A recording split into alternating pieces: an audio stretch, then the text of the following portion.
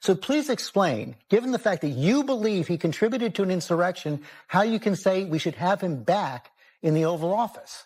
But those J6 warriors, they were warriors, but they were really more than anything else. They're victims of what happened. All they were doing is protesting a rigged election. I mean, look at what happened just Saturday night in Las Vegas when the former president, called the convicted felons from January 6th, those who rioted on January 6th and tried to block the peaceful transfer of power.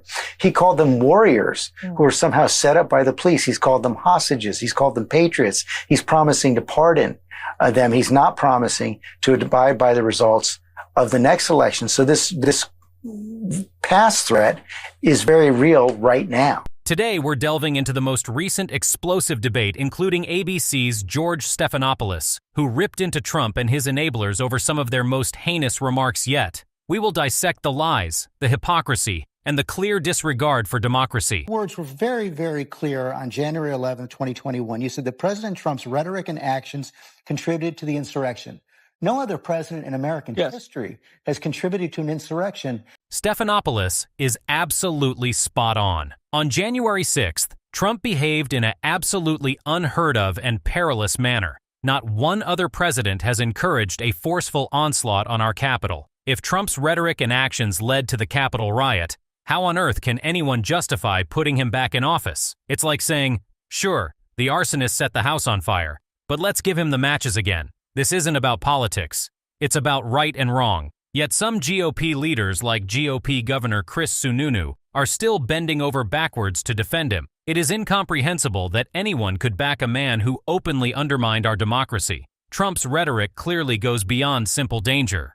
It's a direct threat to the very fabric of our nation. So please explain, given the fact that you believe he contributed to an insurrection, how you can say we should have him back in the Oval Office. It's not, because for me, it's not about him as much as it is having a Republican administration, Republican secretaries, Republican rules, a sense where states' rights comes first, individual rights comes first, parents' rights comes first. We're going to have a pro-business economy. We're not going to have a cancel culture that has really infiltrated all across America. Sununu's response is classic GOP deflection.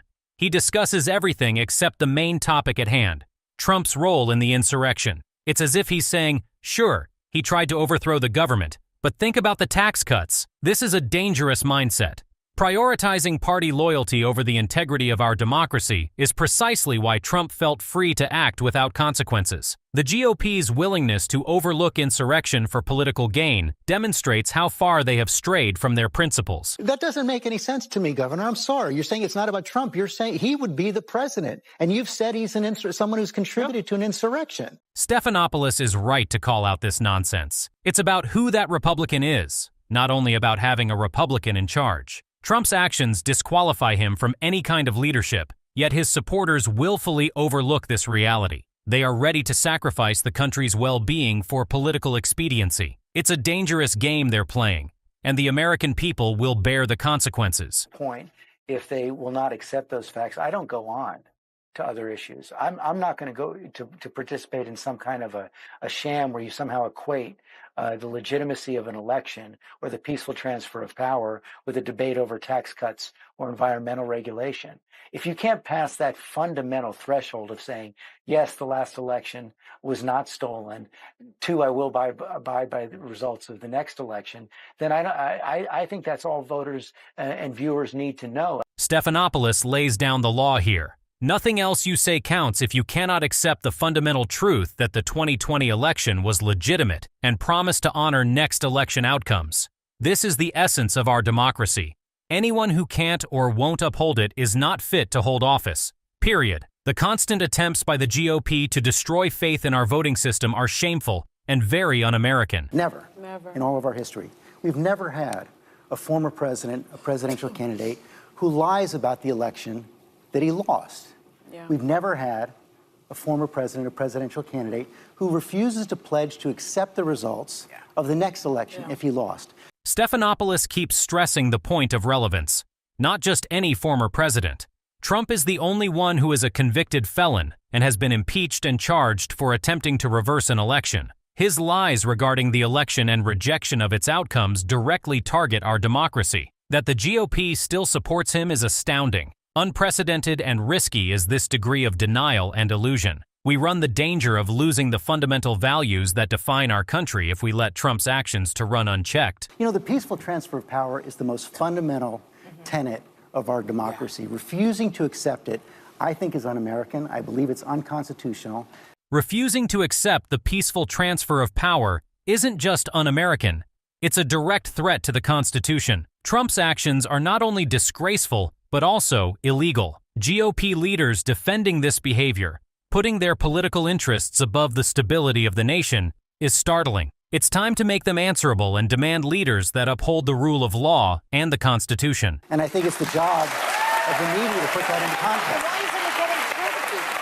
You know, I'm not sure exactly. I think part of the reason is the people you were talking about before in that courtroom, the allies of former President Trump who come in, it's the enablers in some way who say, instead of this being disqualifying, this is all acceptable. The way the media frames Trump's activities is crucial. GOP enablers and allies have sought to normalize his behavior, making it seem appropriate. But that is not the case.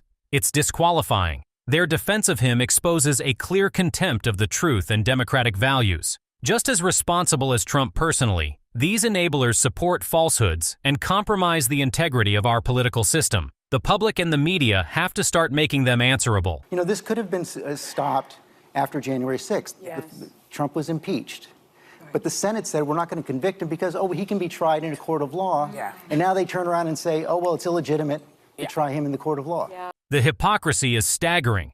Claiming Trump could be tried in court, the Senate refused to condemn him following January 6th. Those same people are now calling his court processes illegitimate. This double standard is infuriating.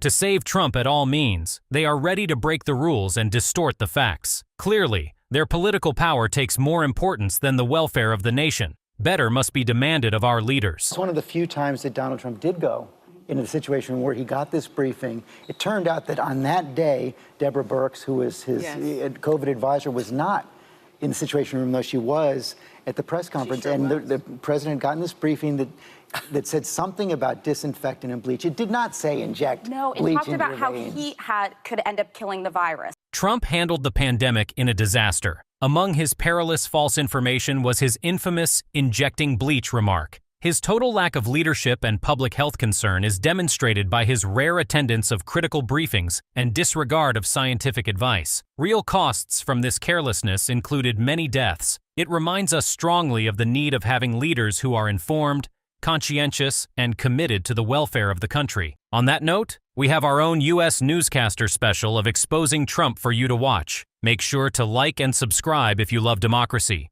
Hope you enjoy. Now to former Trump White House Communications Director Alyssa Farah Griffin saying former President Trump often discussed executing people at White House meetings. Speaking with Mediaite on Friday, Griffin highlighted an April interview from former Attorney General Bill Barr, where he was asked if he remembered a time when Trump called for a leaker to be executed. And here's what he told CNN. So former Republican House Speaker and board member of the Fox Corporation, Paul Ryan, appeared on Fox News earlier this week and, drumroll please, criticized Donald Trump for calling him unfit for office. It's going to be a very, very close race. I think they're terrible choices that we're being presented with. Not just how close we came to watching our institutions crumble that day. The ongoing threat is real.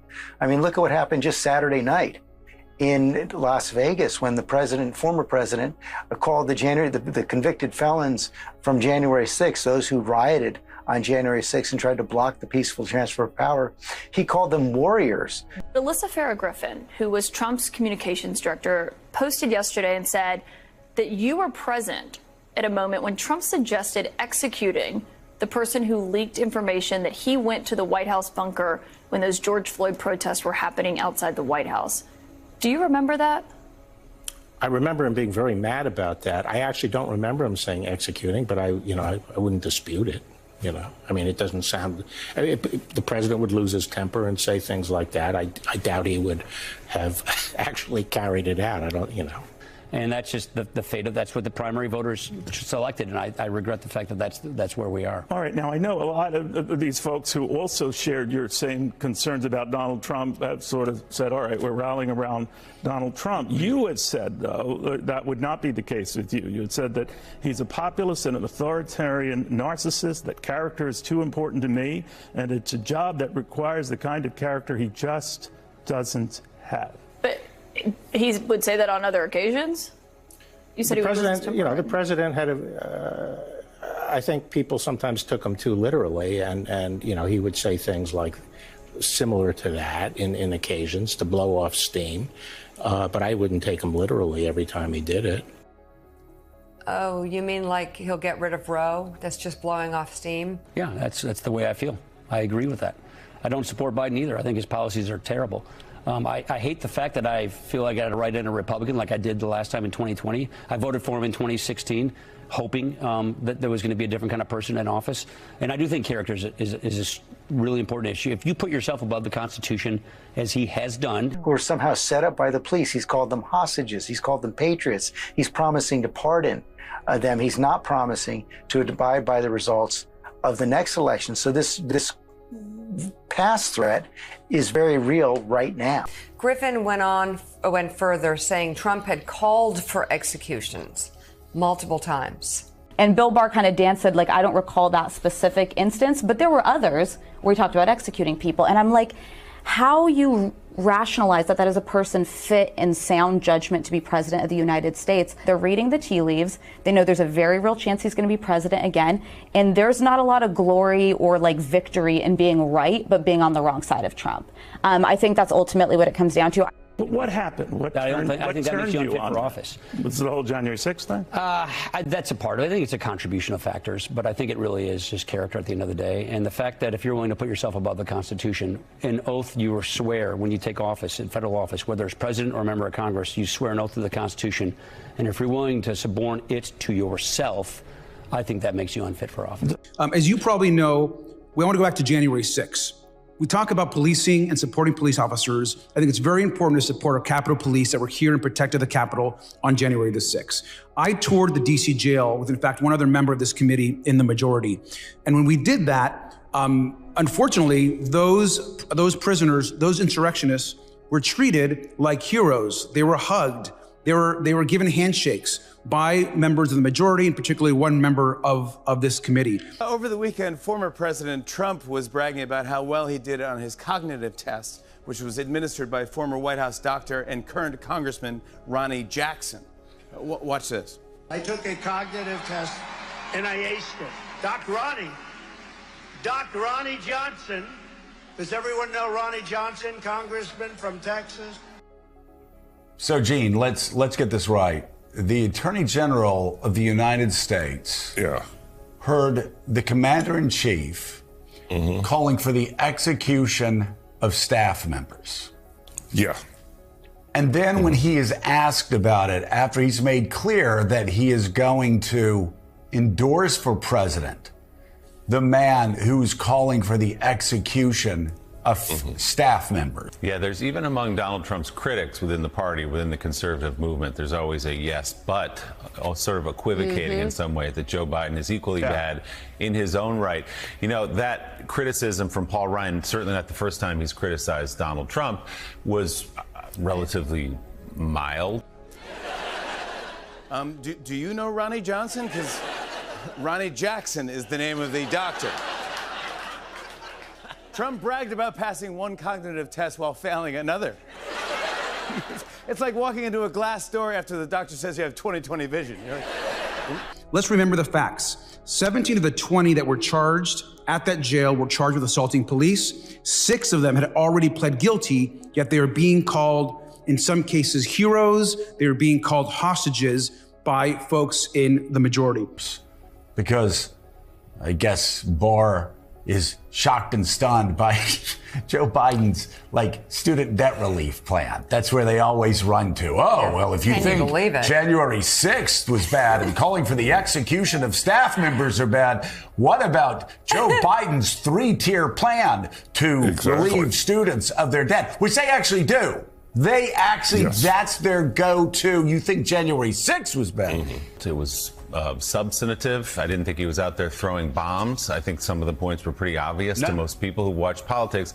And for that, Trump supporting members of Congress in the House, one of them called Paul Ryan a piece of garbage for the comments you just heard there, and said he is not a real conservative if he doesn't support just the opposite. Donald Trump. So what, you know, this seems to be kind of also another litmus test for how to be in MAGA world. I mean, is this the new reality for this MAGA era of politicians, that they don't back down when they're confronted with facts? What Barr says is so laughable, and what Alyssa said is so chilling, that we actually have Republicans, so scary, we actually have Republicans that are going to go out and endorse a guy who called for the execution of fellow staff members and then claims he doesn't remember it. Paul Ryan, one of the most conservative guys I worked with in 100%. Congress. I mean, here was our big difference, was